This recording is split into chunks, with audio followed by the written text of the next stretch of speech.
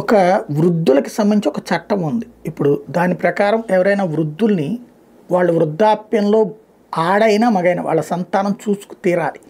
వాళ్ళ తిండికి ప్రాబ్లం రాకుండా చూడాలి. వాళ్ళ స్వేచ్ఛకి ఇబ్బంది రాకుండా చూడాలి.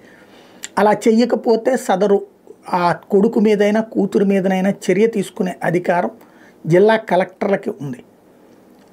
ఈ నేపథ్యంలోనే మోహన్ బాబు దాన్ని వినియోగించుకున్నాడు. కాఠిన్యం ప్రదర్శిస్తున్నాడు మనోజ్ మీద. మోహన్ బాబు ఇంట్లోనే ఉంటున్నాడు.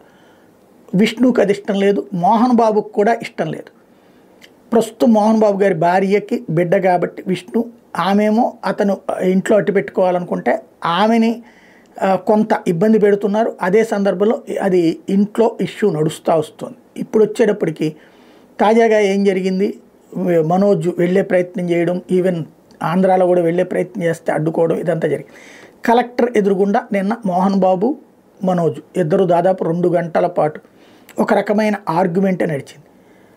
మొత్తం మనోజ్ ఏళ్ల తరబడి తండ్రితో పాటుగా ఆ వ్యాపారాల్లో భాగస్వామిగా పనంతా చేసిన తర్వాతన ఇప్పుడు అతన్ని బయటికి పంపించేసి 10 పైసలు చేతికి డబ్బులు ఇవ్వకుండా వదిలేయటం, ఈ పెళ్లి చేసుకున్న అతనికి అండగా తల్లి నిలబడినటువంటి నేపథ్యంలో ఇల్లన్నా అతనికి ఇస్తారంటే ఏమీ ఇచ్చే ఉద్దేశం లేదు.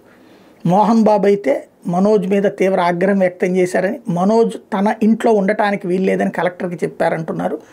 ఇప్పుడు మనోజ్ని బయటికి పంపించేసేందుకు ఆర్డర్లు వేస్తారు కలెక్టర్. ఇంకొకసారి మీటింగ్ జరుగుతుంది. ఆ తర్వాతన మోహన్ బాబు సొంత ఆస్తి కాబట్టి కొడుకుకి ఇవ్వాలన్న రూల్ ఏం లేదు, అతని స్వాధ్యతం కాబట్టి.